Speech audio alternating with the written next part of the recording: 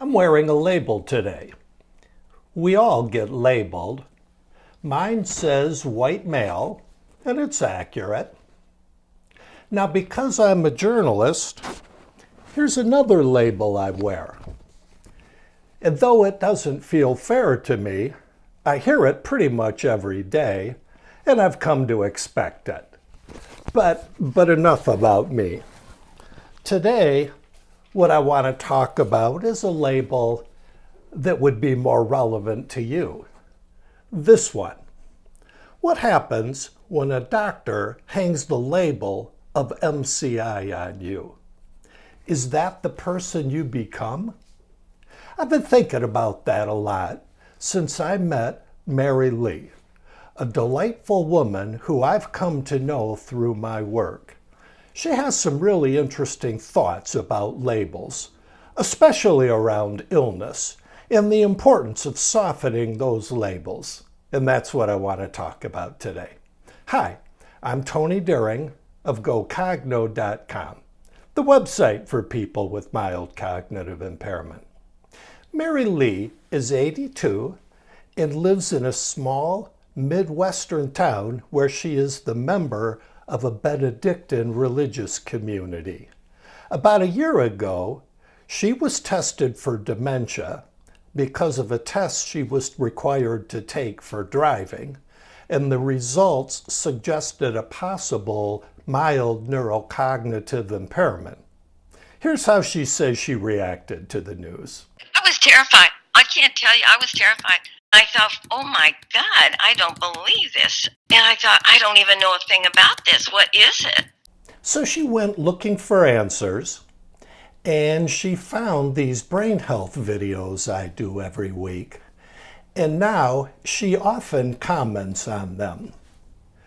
But there was one comment she posted recently that I just couldn't get out of my mind. It had to do with illnesses and labels in the death of her mother. In part, she wrote, "I'm wondering about labels that are the name for that which we have been diagnosed. Do labels confine us to a make-believe life?" She wrote that her mother was 70 and quite ill, and when her mother learned that she had a condition called aplastic anemia, she seemed to lose hope, and she passed away shortly afterward. Mary Lee wrote, "I remember the shock on her face, which devastated us, her family. As a result of remembering that painful time, I really hope to listen to others and soften the label that they often believe is who they are." This idea of softening the label really intrigued me, and I wanted to know if Mary Lee had been able to do that for herself. She was kind enough to chat with me, and she admitted that yes, at first, the label consumed her. When I found that out, I didn't know anything about it, and the label, was very harsh.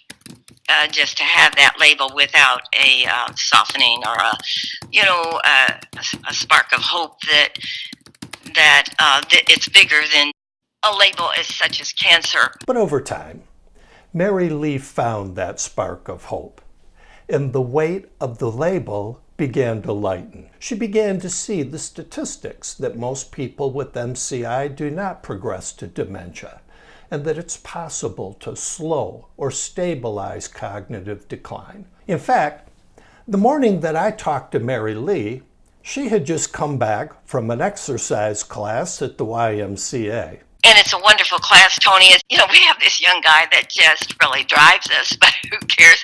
I've told those young people, please turn the volume down because I said, Abe, his name's Abe. I said, you know what? You wouldn't be having to shout so loud. Mm-hmm. Oh, I don't mind. He says, well, I said, you sound like a sergeant. So just listening to Mary Lee, it's evident that she is defined not by what she has, but by who she is.